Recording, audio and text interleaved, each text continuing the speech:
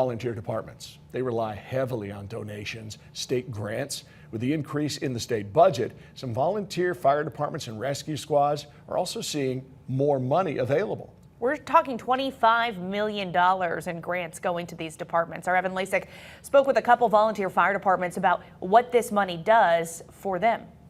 Things such as gear, jackets, helmets, vehicles, repairs, and trainings are things these volunteer departments have to pay for out of their budget. But that budget does not typically cover all the needs that they have.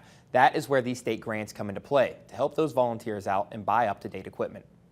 Everything's expensive, and if it says emergency on it, it's a lot more expensive. An increase in the state budget also means an increase in grants for community services. That includes volunteer fire departments, rescue squads, and EMS.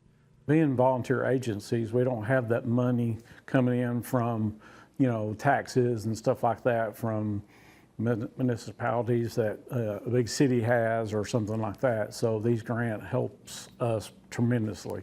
Being volunteer-based, their budget is not a lot compared to other departments with more funding. We're donation-based, so we rely on grants heavily. All the departments rely on grants.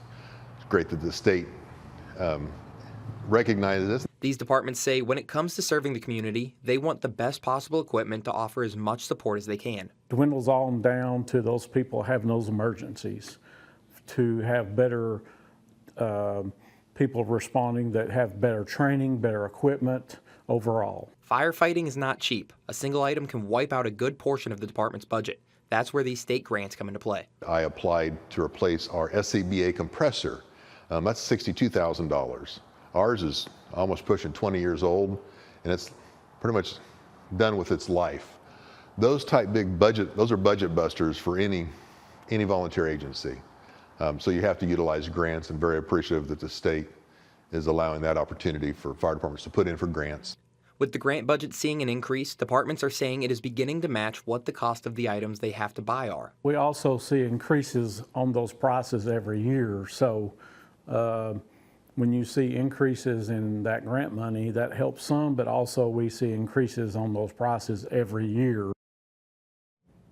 The departments will apply for these grants with a list of these items they need and how much they need to buy them. From there, the state will either approve or deny the grant. All right, if a grant's approved, Evan, do they apply for one every year? So if a grant is approved, that department will then have to wait another year until they can apply for another grant with a full list of items. They say they have all these items already listed out and they just hope it can be applied for every single year, but sometimes they just have to wait a little bit. All right, Evan, thanks.